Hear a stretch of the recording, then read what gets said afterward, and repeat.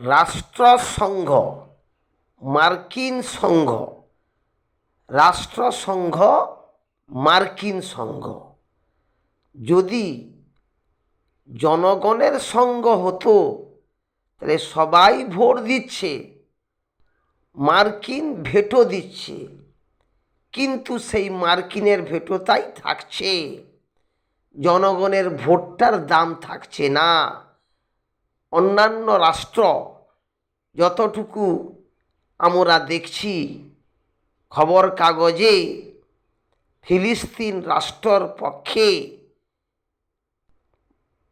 বিশ্বের যে রাষ্ট্রসংঘের মুরব্বী America, Russia, China, France, England, এছাড়া আরও 10টা রাষ্ট্র, মোট 15টা রাষ্ট্র আছে।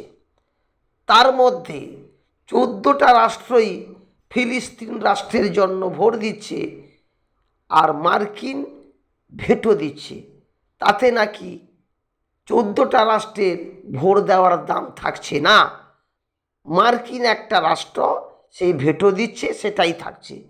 এটা নাকি প্রচলিত প্রথা, প্রচলিত প্রথা।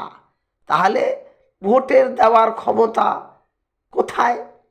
যদি প্রচলিত প্রথা হয়, সবাই চাইলেও হবে না, একজন যদি না চায় সেটাই হবে। কোনটা ঠিক? সবাই চাইলে হবে না, সবাই ভোট দিলেও হবে না। একটা রাষ্ট্র যদি ভেটো দেয় তাহলে সেটাই হবে।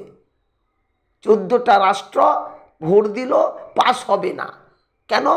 একটা মার্কিন রাষ্ট্র ভেটো দিল, সেই ভেটো দেওয়াটাই থাকবে।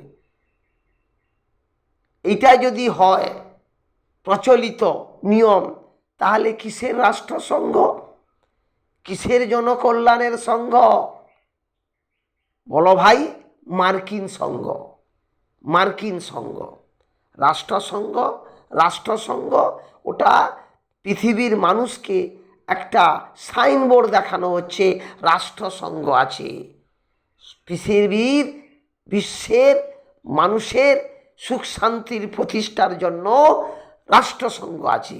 কিন্তু সেখানে যদি সব রাষ্ট্রই চায় কি হ্যাঁ বিশ্বের বুকে, বিশ্বের মানব কল্যাণের শান্তি প্রতিষ্ঠা হোক, আর একটা রাষ্ট্র যদি বলে না, ভেটো দিয়ে দেয়, তাহলে সেটাই থাকছে। বাবা, একটা রাষ্ট্র ভেটো দিয়েছে, অতএব এটা প্রচলিত প্রথা অনুযায়ী, অতএব এতজন চাইলেও সবাই চাইলেও হলো না। অতএব রাষ্ট্রসংঘ আর বলে বলে জনগণকে ধোঁকা দিও